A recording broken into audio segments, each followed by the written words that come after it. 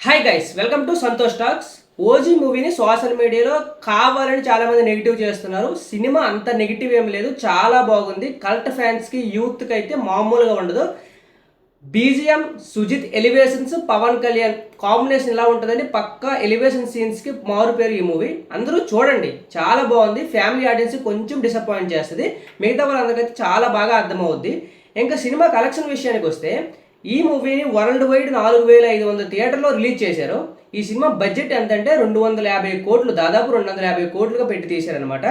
So ఈ movie ప్రీమియర్స్లోనే అన్ని రికార్డులు బ్రేక్ చేసేసింది. అంటే ఈ మూవీకి premium collections only premium shows ద్వారా 23 కోట్లు అయితే వచ్చాయి. ఈ 23 కోట్లతో పుష్ప 2, స్త్రీ 2 అండ్ చెన్నై ఎక్స్ప్రెస్ ఇలాంటి సినిమాలనే క్రాస్ చేసేసింది అనమాట. సో ఫస్ట్ ప్రీమియర్ షోలోనే అన్ని బ్రేక్స్ అయితే కొలగొట్టింది.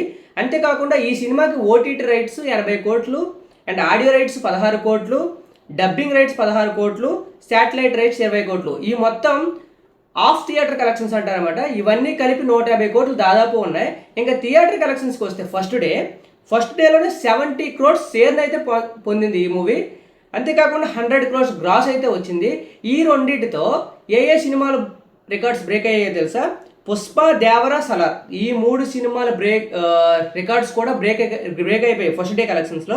ఓన్లీ RRR ఒకటే మిగిలింది. RRR కూడా 80 క్రోర్స్ షేర్, 115 క్రోర్స్ గ్రాస్ అయితే వచ్చింది. దగ్గరకు వచ్చి ఆగిపోయింది. ఓకే, బాక్స్ ఆఫీస్ వద్ద మంచి మంచి కలెక్షన్స్ అయితే వచ్చాయి. అంతేకాకుండా 2025లో రిలీజ్ అయిన మూవీస్లో ఓజీ మూవీ ఫస్ట్ ప్లేస్లో ఉంది ఫస్ట్ డే కలెక్షన్స్లో. ఏ సినిమాకి ఎక్కువ వచ్చాయి 2025లో అంటే అది ఓజీ మూవీకే. ముందటి వరకు కూలీ సినిమాకి అయితే వచ్చాయి. కూలీ సినిమాని బ్రేక్ చేసేసి వెళ్ళిపోయింది ఓజీ.